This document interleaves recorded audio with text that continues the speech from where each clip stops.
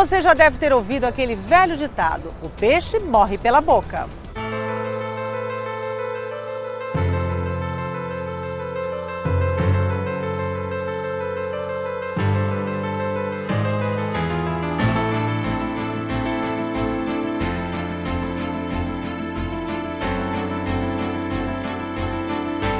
A óbvia correspondência de que a falta de cuidado com a alimentação pode trazer sérios problemas de saúde, existe outro tipo de relação entre boca e saúde que não é tão óbvia assim.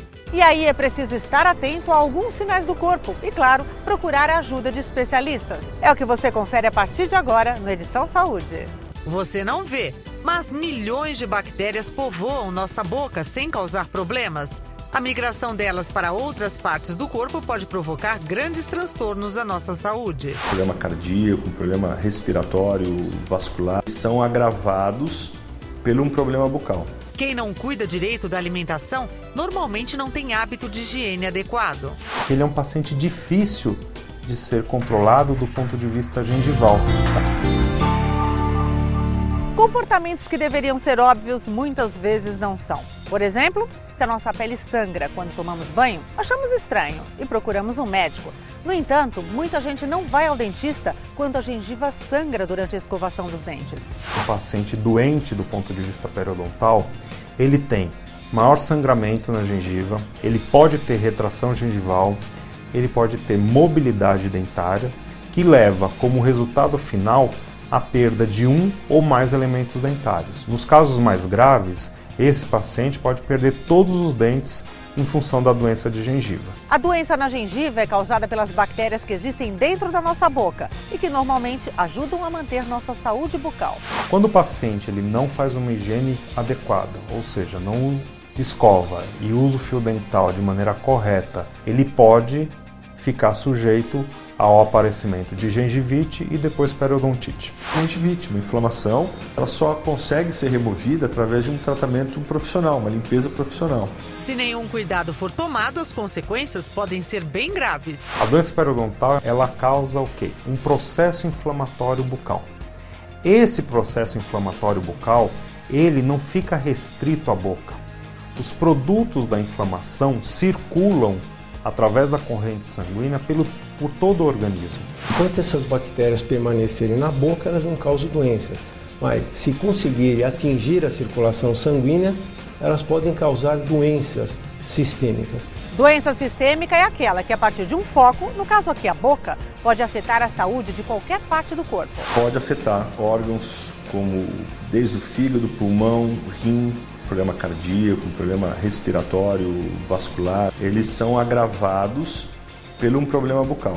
No caso do coração, por exemplo, pode causar a endocardite infecciosa. Essas bactérias, originalmente da boca, provocam uma infecção no coração, que é chamada de endocardite, porque endocárdio é a camada interna do coração. As doenças bucais que predispõem mais essas pessoas à endocardite são as cáries mais profundas, onde já ocorre um comprometimento da polpa, né?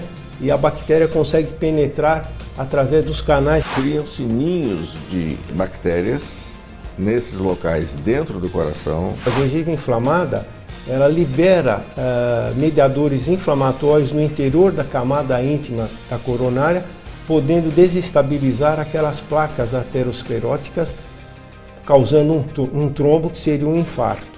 A endocardite é uma cardiopatia que exige a participação do cirurgião dentista, tanto no diagnóstico como no tratamento dessa doença. E nós sabemos hoje que cerca de quase 40% de todas as endocardites são causadas por focos bucais. A endocardite deixa o paciente com a vida bastante limitada, podendo chegar a necessitar de transplante de coração.